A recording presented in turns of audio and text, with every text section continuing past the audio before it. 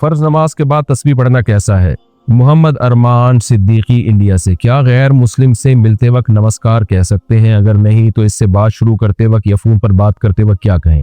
तो नमस्कार तो नहीं कह सकते, क्योंकि किसी भी गैर मुस्लिम का जो मजहबी शिआर होता है, मजहबी अलामत होती है, वो आप इस्तेमाल नहीं कर सकते। बाकी हेलो हाय जो भी चाहे कहेगा, nice to meet you, good night, good afternoon, good morning, कोई भी लफ्ज यूज कर सकते हैं। नफिल रोजा रखकर क्या वालिदैन को इसारे सवाब कर सकते हैं?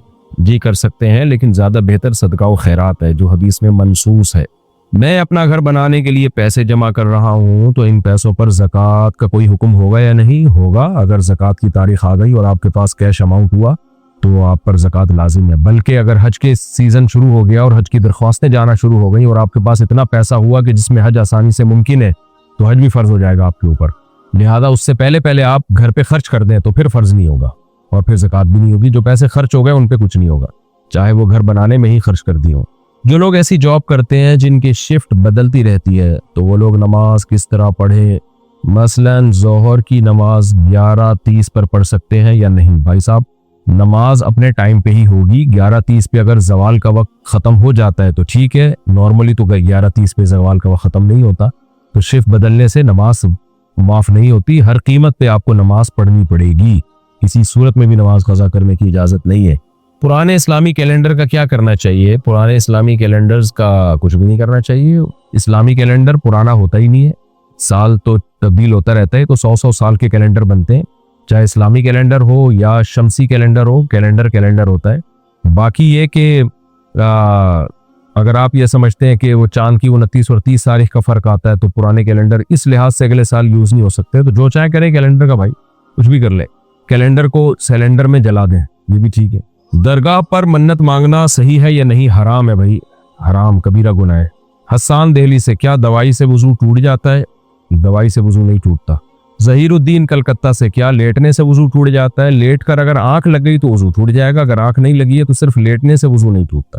लोग कफन पर ज़ाफ़रान से कलमा शहादत लिखते हैं, क्या ये ठीक है? नहीं, ये मुनासिब अमल नहीं है, सुन्नत से साबित नहीं है। तो जितना हमें सुन्नत से मैयत के जो भी लवाज़िमात और जो भी उस मौके पे किया जाता है, जितना कुरान और सुन्नत से साबित है, उसमें अपनी तरफ से कोई एडिशन नहीं करनी चाहिए। इस्लाम सादा मजहब है, तो उसको सादा ही रखना चाहिए। बाप के मरने के बाद चंद महीनों बाद दादा का भी इंतकाल हो गया, तो क्या यतीम पोता पोती का विरासत में कोई हिस्सा होगा? 2 चच्चे और 2 फूफियां भी हैं। देखें, 2 चचा भी हैं आपके, तो इसका मतलब दादा की नरीना औलाद मौजूद है। तो जब नरीना औलाद मौजूद होती है तो पोतों का विरासत में हिस्सा नहीं होता। हाँ, अगर सिरे से नरीना औलाद होती ही नहीं तो फिर पोते नरीना औलाद के कायम मकाम हो जाते, लेकिन यहाँ पोते पोतियों का हिस्सा नहीं है। वजह उसकी है कि दादा की नरीना औलाद दादा की मौत के वक्त जिंदा थी, जिनको आप अपने चाचा कह रहे हैं, इसलिए यतीम पोता पोती का नहीं होगा ऐसे मौके पे विरासत में हिस्सा। क्या पेट के बल लेटना गलत है, मकरूह है, नापसंदीदा है? सिर्री और जहरी नमाजें क्या होती हैं? सिर्री नमाजें वो होती हैं जिसमें आहिस्ता तिलावत की जाती है, जैसे ज़ोहर, असर, इसी तरह हाँ ये ज़ोहर और असर। और जहरी नमाजें वो होती हैं जिसमें बुलंद आवाज से तिलावत होती है, जैसे फजर है, मगरिब है, इशा है। अच्छा भाई, अयान शकील इंडिया से, फ़र्ज नमाज के बाद तस्बीह पढ़ना कैसा है? फ़र्ज नमाज के बाद तस्बीह पढ़ना सुन्नत अमल है, अलबत्ता इसमें उलमा का इख्तिलाफ है कि फ़र्ज जिनके बाद सुन्नत मुअक्कदा भी है, तो सुन्नत मुअक्कदा के बाद पढ़ी जाएगी या फ़र्ज के फ़ौरन बाद पढ़ी जाएगी। अरब उलमा की राय है कि फ़र्ज के फ़ौरन बाद पढ़ी जाएगी। जो बर्रे सगीर के उलमा है उनकी राय है कि फ़र्ज के बाद सुन्नतों के बाद पढ़ी जाएगी, जो सुन्नत मुअक्कदा। दोनों के पास दलाइल हैं। उनकी दलील हदीस का जाहिर है कि नबी ने जब ये तस्बीहात का हुक्म दिया तो फ़र्ज नमाज के बाद का तज़किरा किया। जो बर्रे सगीर के उलमा है वो कहते हैं कि फ़र्ज नमाज के बाद का ये एतराज़ है इशराक और तहज्जुद से, फ़र्ज के फ़ौरन बाद मुराद नहीं है, क्योंकि सही मुस्लिम की हदीस और दीगर भी हदीसों में आता है। हो सकता है हदीस की किताब का हवाला देने में गलती हो रही हो, लेकिन बहरहाल सही हदीस है ये कि नबी सल्लल्लाहु अलैहि वसल्लम फ़र्ज नमाज के बाद अल्लाहुम्मा अंता सलाम के बगदर बैठते थे, फिर खड़े हो जाते थे। तो इस तरह तमाम हदीसों में अगर हम तत्बीक देते हैं तो सही पता चलता है कि फ़र्ज के बाद नबी ने सुन्नतों में जल्दी की है, तो इसलिए फ़र्ज अपनी मुकम्मिलात के बाद जो है उसके बाद तस्बीह पढ़ी जाएगी। तो जिस हदीस में फ़र्ज नमाज के बाद आता है तो उसका मतलब जब अपने फ़र्ज सुन्नतों के ज़रिए मुकम्मल हो जाए, सुन्नत मुअक्कदा भी चूँकि फ़र्ज नमाज ही की तकमील के लिए होती हैं, तो उनके बाद तस्बीहात पढ़ी जाए। तो सऊदी अरब में इमाम लोग ऐसे ही कर रहे होते हैं, फ़र्ज नमाज के बाद तस्बीहात शुरू कर देते हैं, तो वहाँ भी फ़र्ज के बाद तस्बीहात शुरू कर दें। 1.5 ईंट की मस्जिद कायम करने की ज़रूरत नहीं है। बड़े सगीर में ऐसा होता है कि फ़र्ज़ के बाद लोग सुन्नतों के लिए जल्दी खड़े होते हैं, फिर तस्बीहात पढ़ते हैं, तो यहाँ ऐसा कर लें आप। दलाइल बहरहाल दोनों तरफ है। हमारी नज़र में ये जो दूसरा कौल है ना, ये ज़्यादा राजे है, इसलिए नहीं कि बड़े सगीर के उलमा का, इसलिए कि इस तरह से तमाम हदीसों में तदबीक हो जाती है। उस हदीस पर भी अमल हो जाता है जिसमें आता है कि नबी फ़र्ज़ नमाज के बाद सिर्फ अल्लाहुम्मा अंतस सलाम के बक़दर जो है आप बैठते थे और फिर खड़े हो जाते। इमरान साहब चुनियोर से एक लड़की मुझसे शादी करना चाहती है और इसकी पहले से ही किसी ईसाई के साथ शादी हुई थी, अब वो मुसलमान होकर मुझसे शादी करना चाहती है, तो इसका क्या तरीका है? अगर वो लड़की किसी ईसाई की या गैर मुस्लिम की बीवी है, पहली बात अगर सिर्फ आपसे शादी के लिए मुसलमान हो रही है तो फिर ना करें उससे शादी। इस्लाम दिल का नाम है, दिल में भाई इस्लाम समझ में आ रहा है तो शादी हो या ना हो आपने इस्लाम कबूल करना है। इस्लाम समझ में नहीं आ रहा तो माज किसी लड़के की इश्क में लालच में इस्लाम कबूल करना ये तो गलत है। तो अगर आपको यकीन है कि वो वाकई दिल से मुसलमान हो रही है तो फिर शरीयत ये कहती है कि वो इस्लाम कबूल करे और अपने शौहर पे भी इस्लाम पेश करे। अगर उसका शौहर भी मुसलमान हो जाता है तो उनका निकाह बाकी है, ना तजदीद निकाह की ज़रूरत है, ना जो है उनका निकाह ख़त्म होगा, बस निकाह बाकी है। और अगर शौहर इस्लाम कबूल नहीं करता तो कोर्ट में केस करे कि मैं मुसलमान हो गई हूँ, मैं चाहती हूँ कि मेरे शौहर पर इस्लाम को पेश किया जाए, और अगर मेरा शौहर इस्लाम कबूल नहीं करता तो मेरे निकाह को अदालत ख़त्म करे। तो फिर पाकिस्तान में अगर वो है तो या कहीं भी इस्लामी अदालत में वो केस करे, कोर्ट उसके शौहर को बुलाएगी और कहेगी भाई ये लड़की ईसाई से मुसलमान हो चुकी है, तुम बताओ इस्लाम लाना चाहते हो या नहीं चाहते। अगर नहीं चाहते तो हम तुम्हारा निकाह ख़त्म कर देंगे। अगर शौहर कह देता है ठीक है मैं भी इस्लाम कबूल करता हूँ, तो भी निकाह बाकी है, तो भी आपके हाथ में कुछ भी नहीं आएगा। सही है ना? वही होगा, दिल के अरमा आंसुओं में बह जाएंगे, उनके मजीद होने वाले बच्चे आपको मामू कह जाएंगे। तो क्योंकि वो अगर इस्लाम ले आता है तो बस ठीक है, क्योंकि शौहर का हक पहले है। लेकिन अगर वो इस्लाम नहीं लेकर आता तो फिर कोर्ट इस बेस पे निकाह को ख़त्म करेगी कि शौहर ने इस्लाम को मुस्तरद कर दिया है, और जाहिर है मुसलमान लड़की का निकाह ईसाई मर्द से नहीं कायम रह सकता, तो फिर कोर्ट उस निकाह को ख़त्म करेगी। फिर जब कोर्ट उस निकाह को ख़त्म करेगी, फस करेगी, तो फिर उसके बाद वो खातून 3 मेंसेस इद्दत गुजारेंगी। उसके बाद वो जहाँ चाहे निकाह करें, आपसे करें या कहीं और करें, वो उनकी मर्जी है। अगर कोई गैर मुस्लिम बैतुल खला से आने के बाद हाथ ना धोए और उन्हीं हाथों से मेरे डॉक्यूमेंट चेक करे तो क्या मेरे वो डॉक्यूमेंट नापाक हो जाएंगे? भाई साहब, भाई गैर मुस्लिम आप क्यों उसको इतना घूर घूर के देख रहे हो कि बैतुल खला से आने के बाद क्या कर रहा है? ज़रूरी तो नहीं है कि हाथ उसने गंदगी पे लगाए भी हों। तो अक्सर गैर मुस्लिम लोग टिशू पेपर इस्तेमाल करते हैं, तो टिशू पेपर वो कोशिश यही करते हैं कि एहतियात से इस्तेमाल हो, हाथ पे गंदगी ना लगे। तो इसलिए शरीयत ने हमें बहुत ज़्यादा बारीकियों में जाने का हुक्म नहीं दिया। जब तक हम ज़ाहिरी तौर पर देख ना लें वाज़े तौर पर कि उसके हाथ में गंदगी है, तो हम यही समझेंगे कि उसके हाथ पाक हैं। तो लिहाजा कोई गैर मुस्लिम आता है तो वो डॉक्यूमेंट चेक करता है तो आप उसको पाक ही समझें। डॉक्यूमेंट नापाक हो भी गए तो क्या बिगाड़ लोगे? उनको जलाओगे कि अब वॉशिंग मशीन में धोगे? तो इसलिए अपने आप को क्यों इतनी मुसीबत में डाल रहे हो मेरे भाई? हाँ, अगर वो उन्हीं हाथों से खाना खिलाने लगता है निवाला बना बना के, तो इंसान को थोड़ी कराहत आती है, तो फिर उसको बोले भाई हाथ धो के आ जाओ साबुन से मेरी तसल्ली के लिए। तो लेकिन जब तक हमें किसी के नापाक होने का यकीन ना हो तो शरीयत ने हमें हुक्म यही दिया है कि हम उसको पाक ही समझेंगे। अली खान इंडिया से सल्लु अलल हबीब बोलना गलत क्यों है? किसने बोला कि गलत है भाई? सल्लु अलल हबीब का मतलब नबी सल्लल्लाहु अलैहि वसल्लम जो अल्लाह के हबीब हैं, अल्लाह के महबूब हैं, उन पर दुरूद भेजो। तो गलत क्यों है ये? किसने बोला? अब्दुल्लाह इब्न अब्दुल रशीद कहते हैं दुबई से लड़की एक इंटरनेशनल दीनी इदारे से पढ़ी हुई है, पर्दे में बहुत सख्ती करती है जिसकी वजह से रिश्ते नहीं आते और लड़की की उम्र निकल रही है। क्या इतने सख्त पर्दे की शरीयत में कोई हैसियत है? पर्दा जितना भी सख्त हो, शरीयत ने उसकी हौसला अफजाई ही की है, हौसला शिकनी नहीं की है। अगर वो खुद से कर रही है तो हाँ, एक वाजिब दर्जा है पर्दे का। वाजिब दर्जा ये है कि भाई जवान लड़की अपना चेहरा भी छुपाए, अपने हाथ और पाँव भी छुपाए। और एक गुंजाइश वाला दर्जा है कि भाई ये नहीं हो पा रहा, इसमें मुश्किलात आ रही हैं, तो हाथ पाँव खोल ले लेकिन चेहरे का पर्दा करे।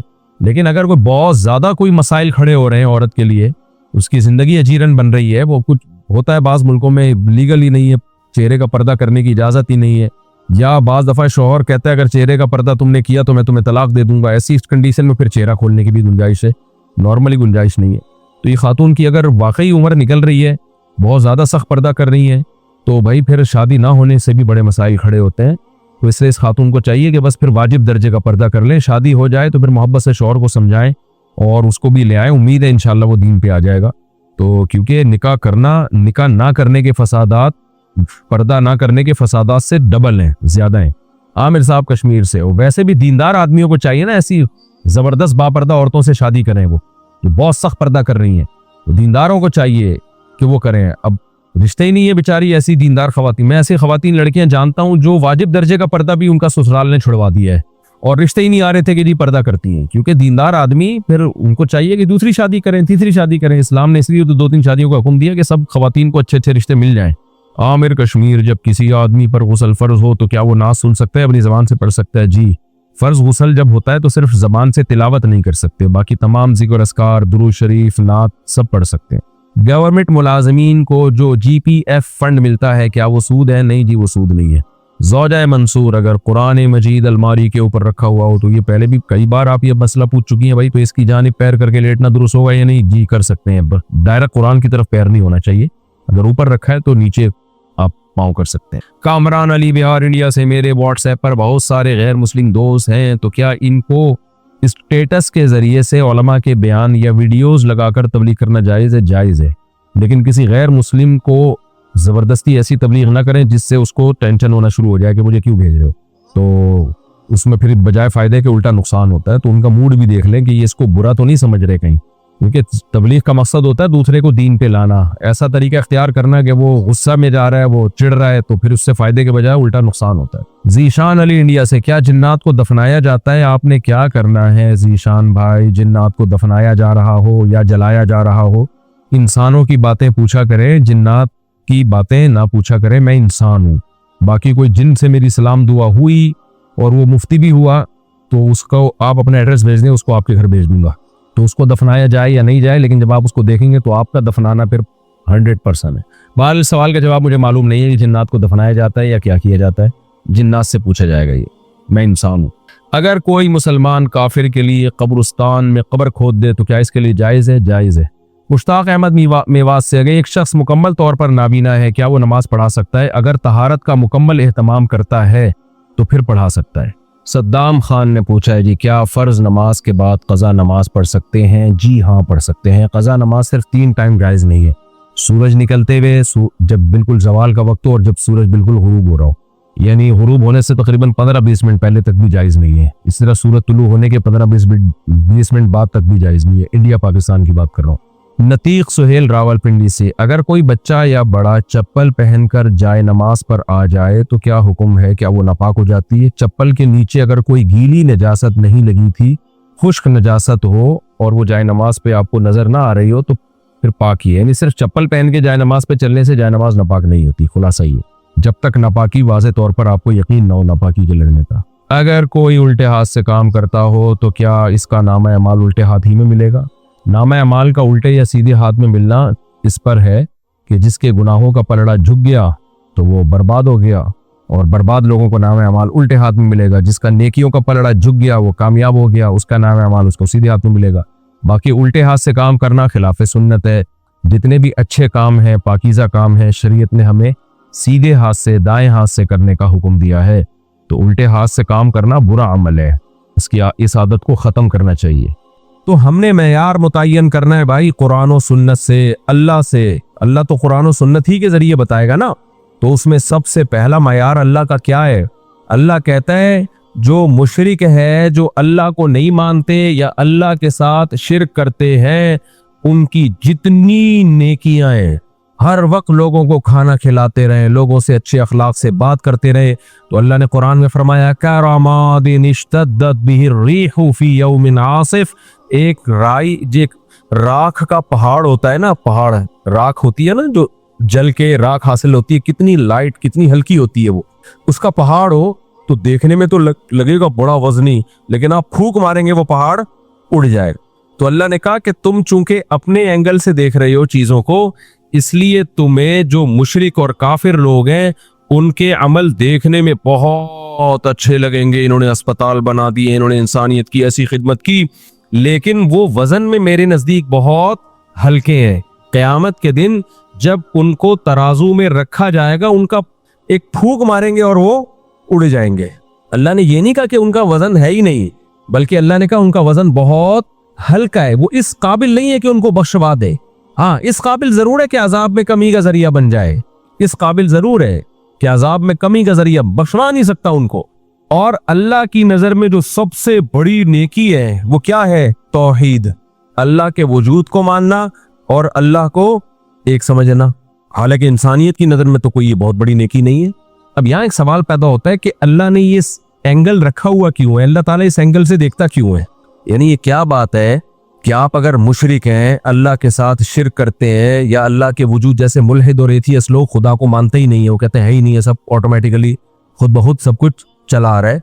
सवाल ये पैदा होता है कि फिर ऐसा वजह क्या है, अल्लाह ने इतना मजबूत मौकिफ क्यों रखा हुआ है, जिसको मैं अपनी जबान में मौकिफ कह रहा हूँ। अल्लाह की तरफ मौकिफ का लफ्ज की निस्बत नहीं की जाती, लेकिन आसान लफ्जों में समझाने के लिए कि ऐसा क्यों अल्लाह ने ये नजरिया है कि भाई ये अगर तुम कुफ्र करते हो, अल्लाह के साथ शिर्क करते हो, तो कोई हैसियत तुम्हारे किसी अमल की अल्लाह की नजर में नहीं है क्यों?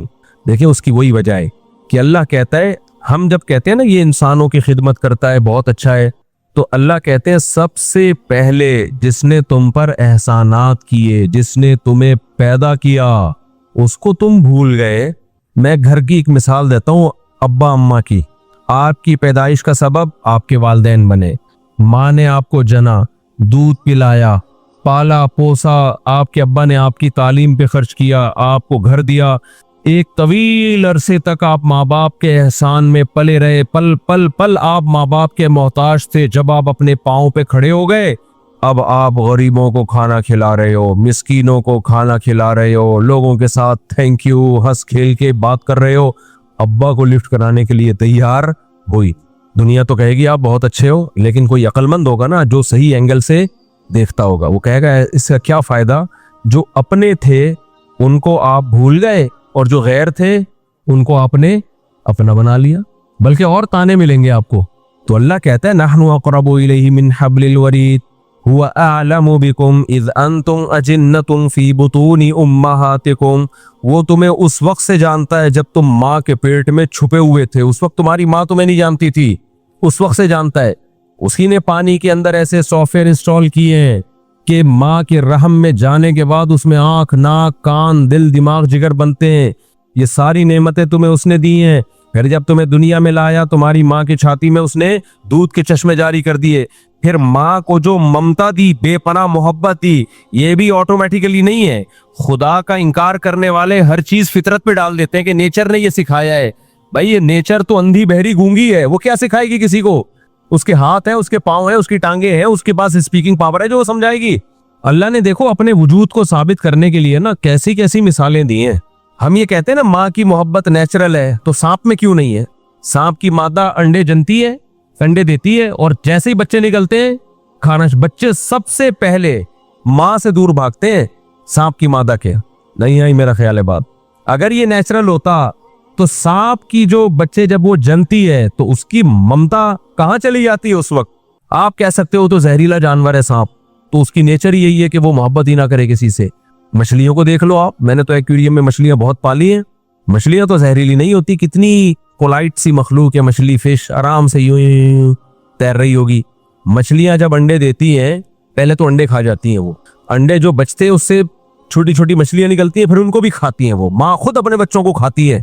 जो बच्चा बच निकलने में कामयाब वो जी लेता है, वरना अक्सर बच्चे माँ बोलो खा जाती। और भी मखलूक है ऐसी, कुछ जानवर ऐसे हैं जिनमें माँ बच्चा जन के खा जाती है, और कुछ जानवर ऐसे हैं जिनमें माँ की बच्चे से मोहब्बत होती है, और कुछ ऐसे बहुत ज्यादा होती है, और कुछ ऐसे इतनी ज्यादा माँ बच्चे से मोहब्बत करती है कि अपनी जान दे देती है, बच्चे को बचा लेती है। तो इससे पता चलता है भाई ये खुद ब खुद नहीं है, ये एक मैनेजमेंट है।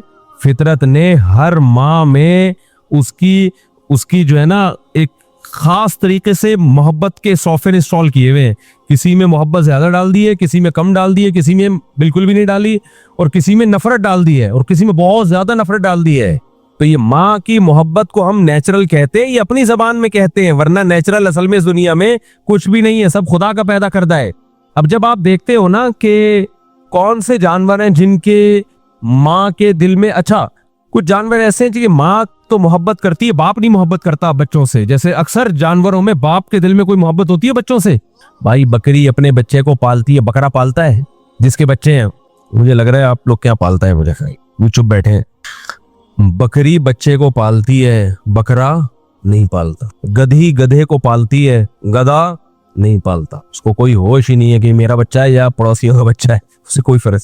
मछलियों में क्या होता है, बच्चे पैदा हुए, मछलियां खाना शुरू कर देती है। लेकिन बाज मछलियां ऐसी हैं, इतनी मोहब्बत के जो पेयर है ना, माँ भी पालती है और उस मछली का बाप भी पालता है। तो अगर ये खुद ब खुद हो रहा होता ना, तो इसमें इतनी खूबसूरत मैनेजमेंट ना होती। अब साइंसदानों ने जब गौर किया ना कि कौन सी जानवर ऐसा है जिसकी माँ में मोहब्बत बहुत ज्यादा है, किसी में कम है, किसी में माँ और बाप दोनों में है और किसी में बिल्कुल भी नहीं है, तो देखा कि जिन जानवरों का ग्रोथ रेशो बहुत कम है, और वो बहुत बहुत कम है, उनमें माँ की ममता बहुत ज्यादा। और कुछ जानवर ऐसे हैं जिनका ग्रोथ रेशो भी कम है और उनमें बच्चों के मरने के चांसेस एनवायरनमेंट और माहौल की वजह से बहुत ज्यादा हैं, तो उनमें माँ की और बाप की ममता ज्यादा नहीं बल्कि बहुत से भी ज्यादा है।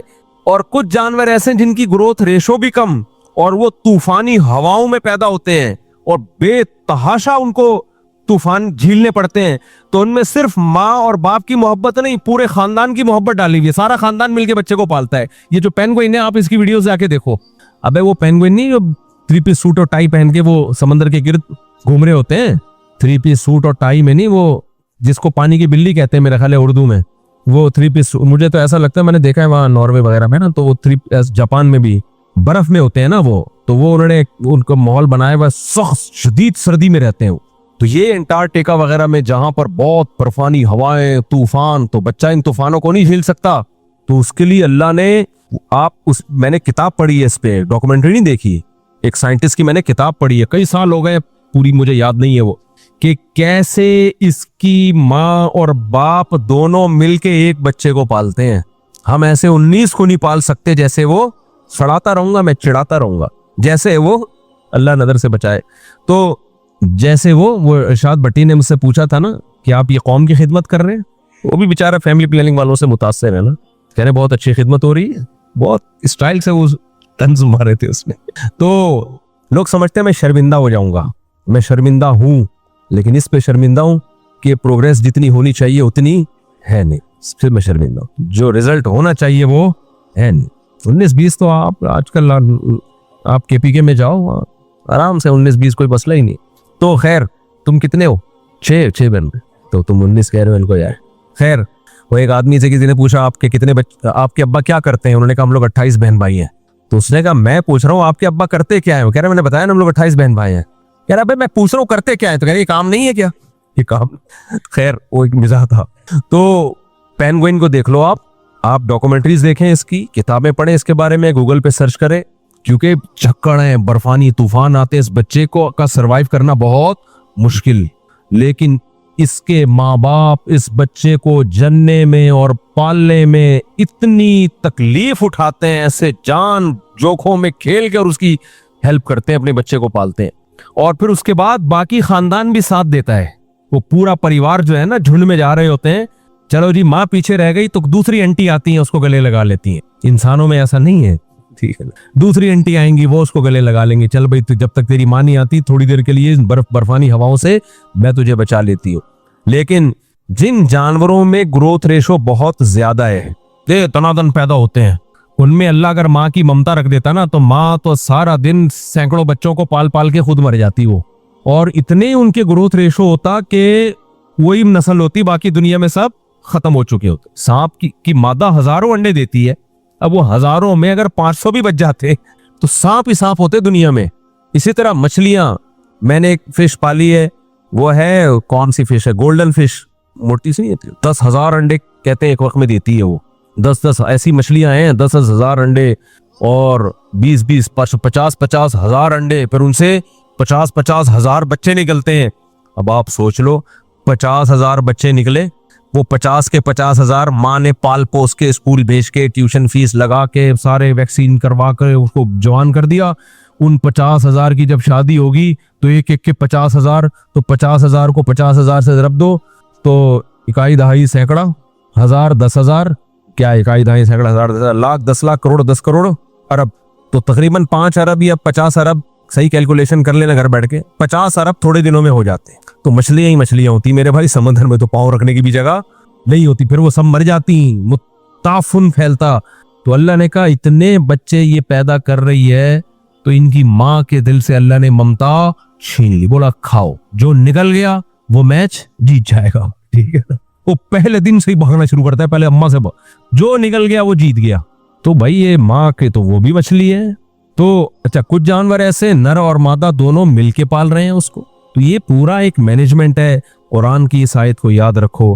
कुरान जहां भी अल्लाह की कायनात के मुजहर हमारे सामने रखता है कि कायनात में ये कुछ हो रहा है, ये कुछ हो रहा है, तो लफ्जों में अल्लाह अपनी कुदरत को बयान करते हैं। अल्लाह कहते हैं ज़ालिका तक़दीरुल अज़ीज़िल अलीम। बहुत जबरदस्त आयत है, अल्लाह करे समझ में आ जाए।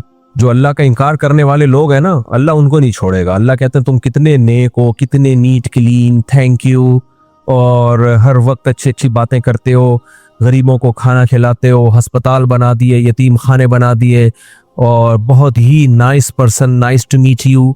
ये सब जब तुमसे कोई मिलता है तो लोग कहते हैं नाइस टू मीट यू, बहुत खुश होते हैं। और लेकिन अगर तुम मुझे नहीं मानते, अल्लाह कहते नहीं छोड़ूंगा, क्योंकि तुमने छोटा जुर्म नहीं किया, छोटा जुर्म नहीं किया। एक ऐसी जात का इनकार कर दिया जिसकी कुदरत की निशानियां सुबह शाम अपनी आंखों से देखते हो, सुबह शाम देखते हो, तो तुम्हें उसका क्यों ख्याल नहीं आया? तो तकदीरुल अजीजुल अलीम, तकदीर कहते हैं मैनेजमेंट, अंदाजा, एडजस्टमेंट, ये सब अल्फाज तकदीर के लफ्ज में समा सकते हैं। एडजस्टमेंट है इसमें, मैनेजमेंट है इसमें, एक हमें एक कैलकुलेशन है इसमें, एक हवाई नहीं है, वरना निजाम चल नहीं सकता था। अब मुल्हिद और एथियस क्या बोलता है? एथियस बोलता है कि हुस्ने इत्तिफाक है इसलिए ऐसा हो रहा है, यानी खूबसूरत मैनेजमेंट है नेचर की वजह से। अल्लाह क्या कहते हैं? खूबसूरत मैनेजमेंट है नेचर की वजह से, लेकिन उस नेचर को बनाने वाला कौन है? खालिक। खुद ब खुद ये नेचर बनी नहीं है। ये फिजिक्स के जो लॉ हैं और जो पूरी दुनिया जिन कवानीन पे चल रही है, ये खुद ब खुद नहीं बन सकते, ये हो नहीं सकता।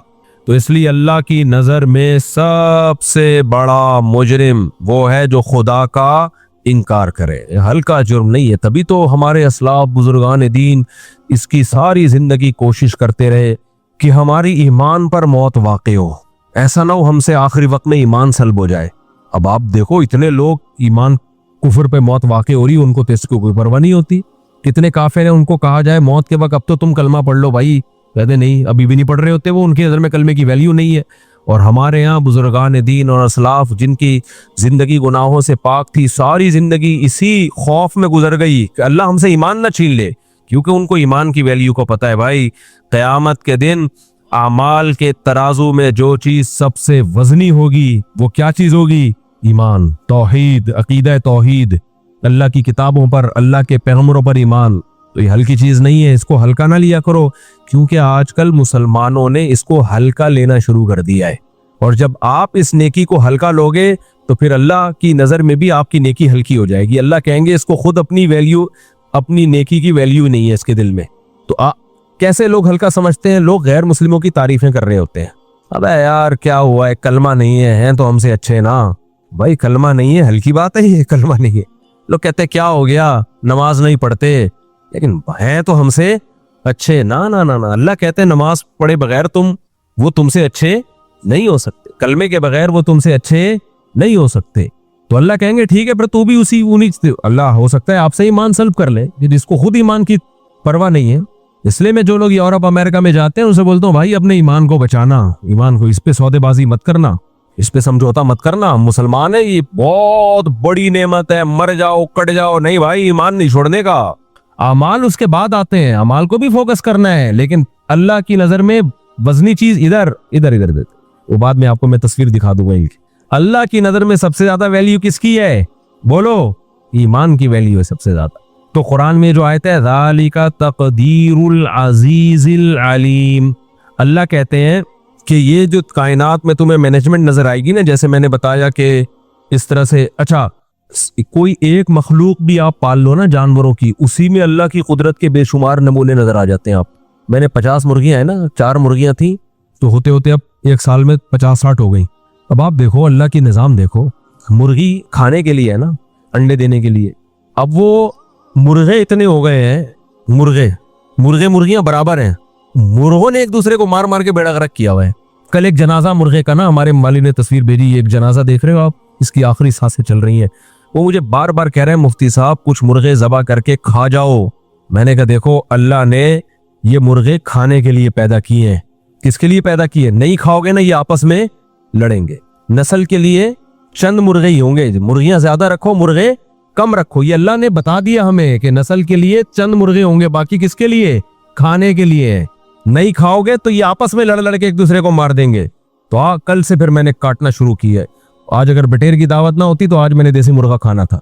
तो हकीकत ये आपकी बसीरत की आंखें खुली हो ना तो एक एक चीज में आपको अल्लाह की कुदरत नजर आएगी। कोई काम नर पैदा होते हैं कटने के लिए पैदा होते हैं। लगते हैं खाने की मखलूक है, तुम खा नहीं रहे तो ये आपस में मारेंगे एक दूसरे को। नस्ल बढ़ाने के लिए तो 8-10 मुर्गियों पे एक मुर्गा काफी है, बाकी तो खाने के लिए है। क्यों नहीं खा रहे? कंजूसी कर रहे हो? मार दूंगा, जनाजे उठेंगे। कल एक जनाजा था, बस वो पहले ही सबक 3-4 जनाजे तो उठ चुके हैं, खुद ही मार रहे हैं। मुर्गे इतने एग्रेसिव होते हैं ना, वो एक दूसरे को बर्दाश्त नहीं करते और मारते भी मुर्गियों की मोहब्बत में है। वो तो इश्क में मरता है एक मुर्गा, वो कहता है ये मुर्गी मेरी है, वो कहता है तेरी मेरी है। वो फिर लड़ते हैं, मार देते हैं एक दूसरे को। एक जो जीत गया उसको मुर्गी मिल गई। वो है ना, वो एक मुर्गा मुर्गी के पीछे भाग रहा था, मुर्गी गाड़ी के नीचे आ गई। मुर्गा कहता है जान दे दी, इज्जत पे आंच नहीं आने दी। इससे जान दे दी, इज्जत पे आंच नहीं आने। ये एक अलग एंगल से सोच रहा था मुर्गा। खैर, तो ये भी एक आपको मैं बात बताऊं जनरल नॉलेज की। आजकल ना मछलियों की फार्मिंग शुरू हो गई है। डॉक्टर लोग ये कहते हैं अगर ये फार्मी मुर्गी ना होती तो आज देसी मुर्गियां इतनी नहीं थी कि लोगों की गोश्त की जरूरत पूरी कर लेती। ये बिल्कुल गलत है, ये बिल्कुल गलत है। जरूरत ईजाद की माँ है। अगर ये हम फार्मी मुर्गी ना होती ना, जो क्रॉस ब्रीडिंग कर करके एक नस्ल निकाल ली है, तो देसी मुर्गियां लोग पाल रहे होते गांव देहातों में, फिर भी हमारी जरूरत पूरी हो रही होती। असल में होता ये है कि ये जो कारोबारी लोग हैं ना, जो सरमायादार लोग हैं, इनकी हवस को पूरा करने के लिए ये सारे चोचले होते हैं। इनकी हवस को पूरा करने के लिए इनको चाहिए कि हमारी इन्वेस्टमेंट कम हो और आउटपुट उसका बहुत ज्यादा हो। फिर वो जब एक चीज सोसाइटी में फैल जाती है तो जाहिर है देसी मुर्गियों की जो प्रोडक्शन है वो खुद बहुत कम हो जाएगी। अब हम ये कह सकते हैं कि भाई देसी मुर्गियां हमारी गोश्त की जरूरत पूरी नहीं कर सकती, लेकिन अगर फार्मिंग को खत्म कर दिया जाए तो ये देसी पूरी करेंगी। क्योंकि मैंने तो मुर्गियां पाल के देखा है, ऐसे इनकी ग्रोथ होती है ना, 1 से 2, 2 से 4, 4 से 8, 8 से 16, 16 से 32 मल्टीप्लाई होती चली जाती है। इनकी नस्ल को रोकना मुमकिन नहीं होता। अगर आपके पास थोड़ी सी बड़ी जगह है, आप बेजार आ जाओगे मुर्गियों से, इतनी स्पीड से फैलती हैं ये। तो यही हशर हमने मछली के साथ किया। कराची में इतनी मछली पैदा होती है, इतनी मछली पैदा होती है, आज तक कभी ऐसा नहीं हुआ होगा कि आप मार्केट में गए हो और मछली ना मिली हो पूरे मुल्क में। लेकिन सरमायादारों ने क्या किया कि उनको पैसा कमाना है, दौलत कमानी है, उन्होंने मछली की भी फार्मिंग शुरू कर दी। फीड खिला खिला के उसको बड़ा कर दो और तालाब में पालो। ना उसको वो माहौल मिलता है भागने दौड़ने का, ना वो उसको ऑर्गेनिक खुराकें मिलती हैं। अब रिजल्ट क्या निकला, वो इतनी सस्ती है कि अब समंदर से खरीदना लोगों ने जो ऑर्गेनिक है वो छोड़ दी। भाई ये बहुत सस्ती मिल रही है और ताजरों ने भी उसी को फोकस किया, ये जल्दी तैयार हो जाती है। नतीजा क्या निकलेगा, जो समंदरों में शिकार हो रहा है उसे छोड़ छोड़ के लोग किस पे सेट हो जाएंगे। यहां तक के अब फिशरी जहां से समंदरी मछली निकलती है वहां भी फार्मी मच्छी जाके बिक रही होती है। फार्म की मच्छी वहां जाती है और लोग फिशरी से समंदर की समझ के ला रहे होते हैं। तो जब ये ज्यादा हो जाएगा तो ताजिर इस पे सेट हो जाएंगे। फिर ये इस तरह की बातें सोसाइटी में होंगी, भाई ये तो इस बड़ा जबरदस्त हो गया कि फार्मी मच्छी के तालाब बन गए, वरना आबादी इतनी बढ़ चुकी है कि समंदर की मच्छी हमारी जरूरत पूरी नहीं कर सकती। तो ये होता है नुक्ता बादल वकू। कोई काम आप पहले हमाकत कर लेते हो, फिर उसके बाद उसके आप हिकमतें तलाश करना शुरू कर देते हो। वरना खुराक के मामले में चाहे देसी मुर्गी हो चाहे मछली हो, आबादी को डबल दर डबल कर दो, दुगना दर दुगना कर दो। ना समंदर ने कभी हाथ रोका है और ना कोई खुराक की कभी कमी हुई है। ये सब हवाई बातें हैं जिनकी कोई लॉजिक नहीं बनती। जब आप एक आर्टिफिशियल पे सेट हो जाओगे फिर जाहिर है फिर तो ये कहना पड़ेगा कि अब देसी जो है वो हमारी जरूरत पूरी नहीं करती। वरना देसी खाते आ रहे थे लोग, जब जरूरत होती थी खा लेते थे। खैर, तो अल्लाह ने क्या फरमाया, ज़ालिका तक़दीरुल अज़ीज़िल अलीम। ये अंदाजा है, मैनेजमेंट है। अल्लाह कहते हैं ऐसी खूबसूरत मैनेजमेंट तुम्हें कायनात में नजर आएगी। और ये मैनेजमेंट भी सिर्फ कोई मैनेजर होना जरूरी नहीं है। जिसकी तरफ से ये मैनेजमेंट है उसमें 2 सिफात का होना जरूरी है, वरना उसके बगैर ये मैनेजमेंट हो नहीं सकती थी। एक इंतहाई ताकतवर हो, जो चाहे कर सकता हो। नंबर 2, उसको हर चीज का इल्म हो। बाज दफा आपके पास ताकत होती है, नॉलेज नहीं होती, तो भी आप काम कर ही नहीं सकते। मिसाल के तौर पर किसी के पेट में दर्द है, वो आया आपके पास ताकत है, एक जबड़ा फाड़ सकते हो उसका, यूं करके पेट चीर सकते हो, लेकिन आपके पास नॉलेज नहीं है कि पेट के दर्द का इलाज कैसे होता है। अब आप थप्पड़ मार मार के उसको दर्द ठीक कर रहे हो, जैसे माएं बच्चों को थप्पड़ मार मार के चुप करा रही होती हैं। बच्चा रो रहा है सर में दर्द, नाक में दर्द की वजह से या गले में दर्द की वजह से, माएं थप्पड़ मार मार के ताकत का इस्तेमाल करके उसको चुप करा रही है। वो चुप होने के बजाय और चीख चीख के रो रहा होता है। वजह क्या है? माँ के पास ताकत तो है, नॉलेज नहीं है कि ये रो क्यों रहा है। नॉलेज नहीं है तो समझती है ताकत के जोर से मैं बच्चे को दबा दूंगी, डरा डरा के ना चुप करा दूंगी। वो चुप नहीं होता। दूसरा ये कि आपके पास नॉलेज तो है लेकिन ताकत ही नहीं है। मिसाल के तौर पर आपको पता है इसके कमबख्त के पेट में दर्द इसलिए हो रहा है, अस्तगफिरुल्लाह कमबख्त नहीं कहना चाहिए, इसके पेट में दर्द इसलिए हो रहा है कि इसको कब्ज है। नॉलेज है आपके पास, और कब्ज का इलाज भी आपको पता है कि भाई कब्ज का इलाज ये है कि जमाल गोटा उन्हीं भैंस के मुंह में डाला था, भैंस ने पहले फूंक मार दी थी तो इसी के मुंह में चला गया था वो, तो जमाल गोटा इसको खिला दिया जाए, या कोई भी डॉक्टर लोग बताते रहते हैं ये कब्ज की गोली है, ये खा ली जाए। नॉलेज तो है लेकिन इतने पैसे ही नहीं है कि आप वो गोली खरीद के ले आओ, तो भी आप कुछ नहीं कर सकते। तो दुनिया में जो कामयाब लोग होते हैं उनके पास किसी काम के करने की ताकत भी होती है और उस काम के बारे में नॉलेज भी होती है, तो आप कामयाब हो सकते हैं। अदरवाइज आप सिर्फ बातें ही फेंकते रहोगे कुछ भी नहीं होगा। जैसे लोग बड़े बड़े विजन बनाते हैं, ये कर लेंगे वो कर लेंगे, भाई आपके पास वसाइल क्या है? वसाइल कुछ भी नहीं है हमारे पास, तो फिर कुछ भी नहीं हो सकता। और अगर वसाइल है लेकिन नॉलेज ही नहीं है कि किस वक्त क्या, कौन सा वसीला और कौन सा जरिया हमने इस्तेमाल करना है, तो भी फायदा नहीं होगा। तो अब क्या मसला है? अल्लाह कहते हैं इस पूरी कायनात में तुम गौर करोगे तो 2 नतीजों तक पहुंचोगे, बल्कि 3 नतीजों तक पहुंचोगे। नंबर 1, इसका बनाने वाला कोई है, ये खुद ब खुद नहीं है। नंबर 2, बनाने वाला बहुत ताकतवर है, जो चाहे कर सकता है। नंबर 3, सिर्फ ताकतवर नहीं है, उसके पास नॉलेज है, इल्म बहुत ज्यादा है। उसको पता है किसकी नस्ल बढ़ानी है, किसकी नस्ल घटानी है। उसको पता है मुफ्ती तारिक मसूद के बच्चे ज्यादा होने चाहिए। खैर ये तो एक बीच में ऐसी मिसाल आ गई। उसको पता है कि कौन सी मखलूक की नस्ल बढ़नी चाहिए, कौन सी मखलूक की नस्ल घटनी चाहिए। देखो ऑस्ट्रेलिया में हम जो ये कुर्बानी के जानवर ज़बा करते हैं ना, तरस आता है हमें यार, बेचारे जवान हट्टे कट्टे ज़बा करके हम खा जाते हैं। इनके जीने की उम्र थी, अगर हम इनको ज़बा ना करें ना, ये हमें खा जाए। ये क्या करें? हमें खा जाए। या तो इन पे बहुत ज्यादा जुल्म होगा, या भूखे मरेंगे, या हमें खा जाए। हमें कैसे खा जाए मैं एक्सप्लेन करता हूँ, मिसाल से समझाता हूँ। ये जो 4 किस्म के जानवर है ना, जिनका शरीयत ने हुक्म दिया काट के खा जाया करो इनको ज़बा करके, अगर आप इनको नहीं खाते ना, या बकरीद में ज़बा नहीं करते, या खाते ही नहीं हो आप इनको जीने देते हो, इनके पेट कमबख्तों के इतने बड़े बड़े होते हैं ना कि इनको 2 टाइम पूरी देगे चाहिए। भैंस को क्या चाहिए पता है? 2 टाइम, 2 रोटी नहीं चाहिए उसको पूरा वंडा चाहिए, इतनी बड़ी तादाद में। भाई इसको बंद करवा देना, ये हमेशा बेवक्त यहाँ से। एक तो ये वैसे भी अलार्म के तौर पर अजान का ठीक है ही नहीं, अजान का बजना। तो इतने बड़ा उनका पेट होता है। हमारे मोहल्ले से ना एक गाय भाग गई थी बकरीद के दिनों में, बछड़ा था, भाग गया था। ज़बा करने के लिए लगे तो बाज़ दफा वो बछड़ा भाग जाता है, इतना ताकतवर होता है। भाग गया वो, भागा वो हाय मिल ही नहीं रहा, इतनी कहाँ गायब हो गया। 3-4 दिन के बाद मिला, फिर वो हड्डियों का ढांचा बन गया था। वजह क्या है? उसको भाई 2 टाइम पेट भर के खुराक चाहिए थी, वो कहाँ से लेता? वो ये पौधों से, और बाहर इतना थोड़ी मिल जाता है उसको। तो ये वो जानवर हैं जिनको कौन खिलाता है? इंसान। और इंसान का इस पे खर्चा नहीं, ठीक ठाक खर्चा होता है। आप कह सकते हो खेतों में तो जानवर खुद खा रहे होते हैं, तो वो खेत भी उगाए जाते हैं बाकायदा। हाँ, ये जंगली जानवर हैं जो जंगलों में घूम रहे होते हैं, तभी इनकी कुर्बानी का शरीयत ने हमें हुक्म नहीं दिया। इनकी कुर्बानी से कुर्बानी होती नहीं है। अब होता क्या है? ऊंट इतना पानी पीता है, इतनी खुराक है उसकी, अगर आप इनकी नस्ल को ऐसे ही छोड़ देंगे, काट के खाएंगे नहीं, तो ये जंगलों के जंगल का सफाया कर दे, जमीन की घास और ग्रीनरी को ये खत्म कर दे। अगर आपको यकीन ना आए ना, ऑस्ट्रेलिया में जाके देखो आप। ऑस्ट्रेलिया में 100-150-200 साल पहले अंग्रेज अपने साथ मुसलमानों को लेकर गए थे, हिंदुस्तान से, पेशावर से भी कुछ लोग गए। तो ये लोग अपने साथ ऊंट ले गए थे, मुसलमान बहरी जहाजों में ऊंट ले जाके उन्होंने जंगलों में काम वाम किए जो भी। तो फिर ये जब वापस आए तो ऊंट वहीं छोड़ दिए इन्होंने। अब वहां ऊंट का गोश्त नहीं खाया जाता, ऑस्ट्रेलिया में घोड़े नहीं खाते। नतीजा क्या निकला है? उन ऊंटों की नस्ल इतनी बड़ी है। 2 वाकयात तो मेरे सामने है। मैं जब लास्ट टाइम ऑस्ट्रेलिया गया उस वक्त भी, और उससे पहले जब ऑस्ट्रेलिया गया उस वक्त भी ये वाकया हुआ कि उनकी गवर्नमेंट ने 10,000 ऊंट पिस्टल से फायर करके मारे हैं जंगलों में। कितने ऊंट? 10,000 ऊंट हेलीकॉप्टरों से ना निशाना ले लेके मारे हैं। मैंने उन लोगों से पूछा, भाई क्या हो गया यार, ये ऊंटों को तुम ऐसे फायर कर रहे हो जैसे कोई दहशतगर्द होते।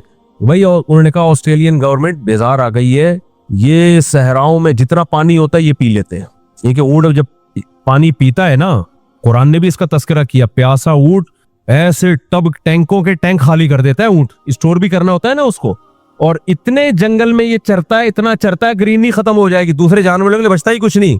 फिर मुझे अंदाजा हुआ भाई अल्लाह ने इनकी नस्लों को कंट्रोल करने के लिए हमें ऑर्डर क्या दिया है, खा जाया करो, आप नहीं खाओगे तो ये हमें खा जाएंगे। ये सही है ना? तो अल्लाह का कोई काम हिकमत से खाली नहीं है। अब इंडिया की लोग मिसाल दे सकते हैं, भाई इंडिया में तो गाय को ज़बा नहीं किया जाता, वहां तो गाय माता के साथ बड़ी सेवा की जाती है उसकी, और उसको नहीं खाते, तो वहां तो कोई ऐसा वाकया नहीं होता। ना ना ना ना, आप डॉक्यूमेंट्रीज यूट्यूब में देख लो कि इंडिया में जो गाय जब बुढ़ी हो जाती है, बैल जब बुढ़ा हो जाता है, उस बेचारे का हशर क्या होता है, भूख से तड़प तड़प के मरता है वो। चंद गायों की तो हमें नजर दिखा देते हैं वो कि उसको कोई घर में ले गया, उसकी मरम पट्टी की, और उस बुढ़िया को बेचारी को घर में रख के खिलाना पिलाना शुरू, ज़बा करना नहीं है क्योंकि वो उन्होंने उसको माँ बनाया हुआ है। लेकिन वो गरीब आदमी कब तक खिलाएगा? वो कहेगा मैं अपने बच्चों को खिलाऊं या गाय माता को खिलाऊं, अपनी सच्ची मुच्ची की माता को खिलाऊं या इस माता को खिलाऊं? वो तो परेशान हो जाता है। नतीजा क्या निकलता है? वो जानवर सिसक सिसक के मरते हैं। वो वीडियोस नहीं डाली जाती, कुछ लोगों ने तो डाली है, कुछ हिंदुओं ने ही वो वीडियोस डाली है, लेकिन उन्होंने ये दिखाने के लिए डाली है कि देखो हम हिंदू हैं, हमें गाय का एहतराम करना चाहिए, लेकिन हमारे यहाँ गायों का हशर क्या हो रहा है, बेचारी कैसे सिसक सिसक के तड़प तड़प के मर रही है। तो ये भूख प्यास से सिसक के तड़प के मरेंगे ये, अगर हम इनको ज़बा करके खाएंगे नहीं। तो अल्लाह का दीन है ना इस्लाम, इसलिए अल्लाह ने कहा कि भाई अभी खा लो, तो उसमें क्या होगा, तुम्हारे काम भी आ जाएगा और एक अच्छी मौत मर जाएगा ये ज़बा करके। वो तड़प तड़प के जो भूख और प्यास से जो तरस के और तड़प के मरता है, वो मौत से ये बच जाएगा। तो अब वहां भी यही होगा ऑस्ट्रेलिया में, जो ऊंट को जो शूट नहीं होते वो जब बुढ़े हो जाते हैं तो क्या होता है उन ऊंटों के साथ, इंसान जब बुढ़ा हो जाता है तो औलाद ला के रखती है उसके सामने खाना। गाय या ऊंट जब बुढ़ा होगा और खाने चलने के काबिल नहीं रहेगा, तो आपका क्या ख्याल है, वहां ऊंट के बच्चे ला के अब्बा के सामने खुराक रखेंगे, तोड़ तोड़ के पानी के प्याले ला के रखेंगे। वो भूख और प्यास से तड़प तड़प के एड़ियां रगड़ रगड़ के सिसक सिसक के मरेगा वो। तो अगर आप उनको ज़बा करके नहीं खाते तो आपको गोलियों से शूट करना पड़ेगा, जो किसी काम की भी नहीं है। तो मैंने वहां बोला कि भाई गवर्नमेंट से बोलो कि शूट करने के बजाय ये इतने सैकड़ों हजारों ऊंट हैं, ये जो है वो हमें दे दे। तो उनका जवाब पता है क्या था? ले लो। मैंने कहा हम तो ले जा नहीं सकते, खाएं शिकार करके। उन्होंने कहा खा लो। अब 2000 किलोमीटर दूर जंगल में जाओ उनको खाने के लिए, तो उसका तरीका ये है कि वो गवर्नमेंट ने इजाजत दी हुई है, जाओ यार मार के खा लो, आप ज़बा करके नहर करके जैसे आपने खाना है खा लो, लेकिन खाओ कैसे? 2000, और ऑस्ट्रेलिया इतना बड़ा सहरा है ना, इतनी शदीद गर्मी, जंगलों में आग लग जाती है। 2000 किलोमीटर पे आप गाड़ी में सफर करके जाएं, 2000 किलोमीटर के बाद जाके एक ऊंट को आपने मारा, नहर किया, तो क्या करेगा इतने गोश्त का आदमी? एक ही दफा कर सकता है बस वो। उसके बाद आदमी कहता है भाई मैं इधर से ही खरीद के खा लूंगा, वो ज्यादा बेहतर है। तो कुछ बातें कहने की होती है, प्रैक्टिकली वो पॉसिबल नहीं होती। वो भारतीय गवर्नमेंट ने तो इजाजत दी भी है, खा लो भाई, हमारी तरफ से कोई पाबंदी नहीं है, आप खाओ जाके, लेकिन इतना मुश्किल है उसको खाना, उसको लाएगा कौन? और फिर वो ऊंट भी इतने वहशी हो चुके हैं, इसका भी खतरा है कि ऊंट के आपने ऊंट को खाने से पहले ऊंट आपको ना खा जाए कहीं। इतने वहशी ऊंट तो ऐसे टांगता है इंसान को, आपने बकरीद में वीडियो देखी होंगी ना, यूं पकड़ता है इधर से और उठा के छत पे रख देता है बंदे को, इतना बड़ा तो उसका मुंह है। खैर, तो अल्लाह ने क्या फरमाया, ज़ालिका तक़दीर, ये मैनेजमेंट है। एक और जगह कुरान में अल्लाह ने फरमाया, अल्लाहुल्लज़ी ख़लक़ सबअ समावाति व मिनल अर्ज़ि मिस्लहुन्ना, अल्लाह ने 7 आसमान और ज़मीनें पैदा की, लितअलमू अन्नल्लाह अला कुल्लि शैइन क़दीर, ताकि इस कायनात के बनने के अमल को और इसमें जो मैनेजमेंट है इसको देख के तुम्हें पता चल जाए अल्लाह हर चीज पर कुदरत रखता है।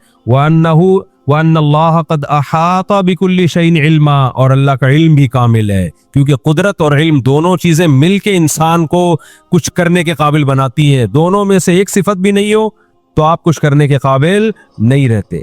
तो अल्लाह ने अपने होने के, अपनी तौहीद के इतने दलाइल कायम कर दिए और बताया कि तुम एक एक चीज में मेरे मोहताज हो। तो अल्लाह की नजर में अब अगर आप अल्लाह ही को नहीं मानते तो आप इतने बड़े मुजरिम हो कि वो सारी नेकियां होने के बावजूद उनका वजन बहुत हल्का हो जाता है। बिल्कुल ऐसा ही है जैसे आप दोस्तों के साथ अच्छा सलूक करते हो, अब्बा को आप मानते ही नहीं।